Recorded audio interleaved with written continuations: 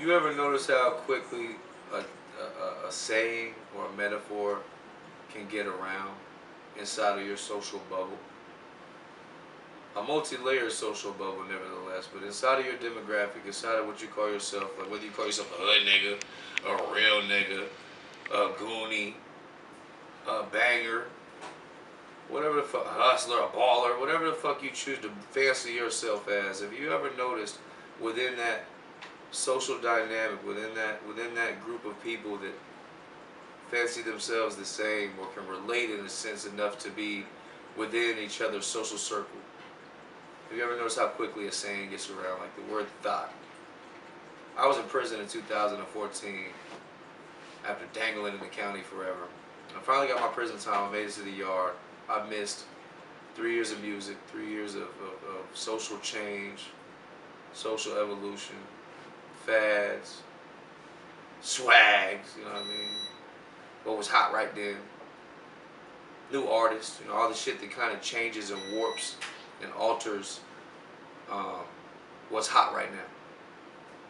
What's relevant right now. Those things change day to day as things coalesce, as things evolve, as new things come about, like down to fashions, down to music, down to new artists, down to, you know what I mean, new slang. But you ever notice how quick the word thought? I heard it for the first time. Maybe I was a little late, being that I was locked up in the county in that little dungeon. But I heard it, few and far between conversations. Within the month, I heard it in every conversation.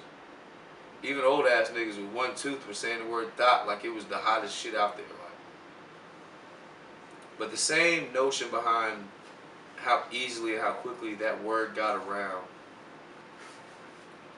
is this. It shares the square root of something that niggas need to like be aware of and be more cautious of falling victim to, which is the need to fit in so badly that you will adapt anything about you, any part of you, to serve the status quo, to call yourself in there. Some will say like swimwear, but just to feel as though you're like up on the newest trend, man. To feel like you're in the know, to feel like you fit in. Which is the same thing as to feel like you're not the oddball, to feel like you're not the weirdo. How is it any different? Because with every action comes an equal and opposite reaction. The dichotomy between the two mains, which is equal and opposite, such as right or wrong, such as up or down, as is, yes or no, good or bad. The square root of that would be dead center between the only two factors there that really matter, which is there's one or the other, such as up or down, such as assets or liabilities, which is such an important thing to grasp in dealing with the business of life, man. Like, for me, for that word to have gotten around so quickly, it's such a scary notion because the way I see it, and I believe you could as well if you were honest with yourself, even do it quietly. Don't even share it with the next guy, so you're not the weirdo. It's just so scary. That just means that there's that many more people than I thought that there really were that have absolutely no backbone and will just go along with whatever the fuck is going along to get along. And that's so sad, man. To feel that you've got to be that dope and cool that you'll repeat anything anyone says as though it's cool or acceptable. The word thought, that whole over there is what I think the abbreviation is. That probably got used in a random song by somebody who was dope. And it travels so far along the roads of coolness. That's no different than how these niggas adopt and adapt to everyone else's ideals in an effort to feel like they fit in, like they're okay. And society loves it when you do that because you're no better than cattle. You're easier to deal with then. You're so much more simpler to dominate when you'll just go along with what the next man presents to you, because he's only presenting to you with what he went along with. Because if it was his ideals and his morals and his alone, it was genuine, he wouldn't be presenting it to you in the first place, because it would be that private.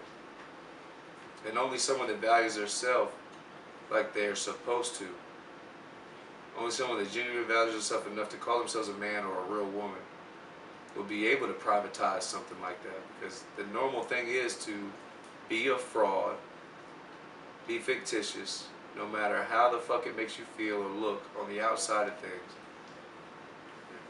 just to make sure that you're not the weirdo, the outcast. You'll sell yourself out, you'll sell your soul, you'll sell your goddamn baby, just to not feel that feeling of being ostracized. Think about something as simple as how quick words and fads get around. It's so amazing to me how quickly things can just travel. What's more disgusting to me about that, though, is that why it does.